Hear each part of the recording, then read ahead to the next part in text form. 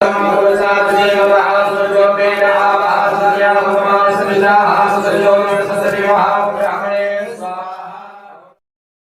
श्री कृष्ण। आज जानकारी लेकर आए इस विषय के ऊपर कि बहुत सारे साधक साधिकाओं के मन में एक प्रश्न होता है कि आखिर कुछ लोगों में कुछ बातें कैसे अधिक होती हैं, कुछ लोगों में क्या भाग्य कुछ ज्यादा अच्छा लेकर आते हैं, या फिर ऐसा कुछ हो सकता है कि कोई साधारण व्यक्ति भी अपने अंदर वही योग्यता, वही तीव्रता, वही गुण विकसित कर सकता है जो दूसरे दो लोगों में देखता है। तो हाँ, कर सकता है। साधना क्यों करवाई जाती है? देखिए, जितने भी लोग इस सृष्टि में जन्म लेते हैं, सारे के सारे लोग एक जैसे ही तपोबल के साथ जन्म लेते हैं। उसके बाद जैसे जैसे उनकी उम्र बढ़ती जाती है, क्योंकि बाल अवस्था में असर नहीं होता किसी के भी ऊपर अपने पूर्व जन्मों के कर्मों का, सभी का एक जैसा ही भाग्य रहता है बाल अवस्था में। जैसे ही वो कुमार अवस्था में आते हैं, 6-7 साल जैसे उनके उम्र हो जाती है, उसके बाद उनके परिणाम दिखना शुरू हो जाते हैं पूर्व जन्मों के कर्मों के अनुसार। लेकिन जब आप जीवन में कुछ बड़ा करना चाहते हैं, कुछ अलग करना चाहते हैं, तो वहां पे काम आता है आपका तपोबल जो बढ़ाया गया हो। अगर मान लीजिए आपके पूर्व जन्मों के कर्म इतने अच्छे ना रहे हो जिनसे आप जीवन में कुछ बड़ा कर सकें, तो आप साधना के द्वारा अपने अंदर के तपोबल को बढ़ा सकते हैं। और अगर आपके अंदर का तपोबल बढ़ जाता है, साधना के द्वारा जो बढ़ता ही है, साधना जाप के द्वारा बढ़ता ही है, हवन के द्वारा बढ़ता ही है, तो फिर आप अपने आप 1000 लोगों के बीच में भी अलग दिखाई देना शुरू हो जाते हैं कार्य के अनुसार। मतलब कि आप जो भी काम करते हैं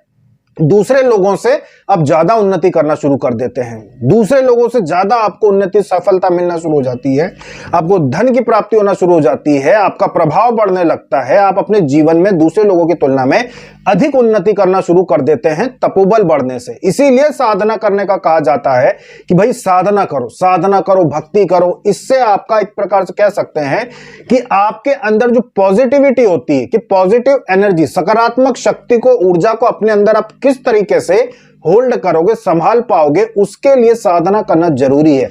आप में से बहुत सारे लोग ऐसे होंगे जो मोटिवेशनल जो बातें होती हैं वो सुनते हैं, एक दिन बहुत खुश होते हैं, एक दिन बहुत उनमें जोश आ जाता है, लेकिन अगले दिन ही उनका सारा जोश चला जाता है, अगले दिन ही वो वापस ठंडे पड़ जाते हैं, क्योंकि वो सकारात्मक शक्ति को होल्ड नहीं कर पाते, सकारात्मक शक्ति को वो अपने अंदर संचित नहीं कर पाते, सकारात्मक शक्ति उनका शरीर ग्रहण ही नहीं करता। सिर्फ एक दिन के लिए उनका उत्साह बढ़ता है, अगले दिन वो वापस पहले जैसे हो जाते हैं, वो अपने उत्साह को बना के रख ही नहीं पाते।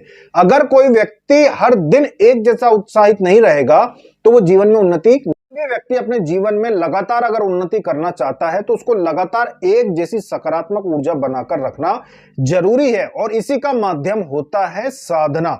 साधना करो, जाप करो, हवन करो। जब किसी भी देवी देवता की कृपा आपके ऊपर आ जाती है, मात्र कृपा भी आ गई, भले ही आपको दर्शन नहीं हुए, भले ही आपको प्रत्यक्ष सिद्धि बहुत बड़ी नहीं आई हो, लेकिन कृपा मात्र भी अगर आपको किसी देवी देवता की मिल जाती है तो आपका ये शरीर सकारात्मक शक्ति को अपने अंदर संचित करना शुरू कर देता है। फिर आप किसी भी मोटिवेशनल बात को सुनकर बस एक दिन के लिए नहीं जागृत होते, बल्कि आप कई महीनों तक जागृत रहते हैं।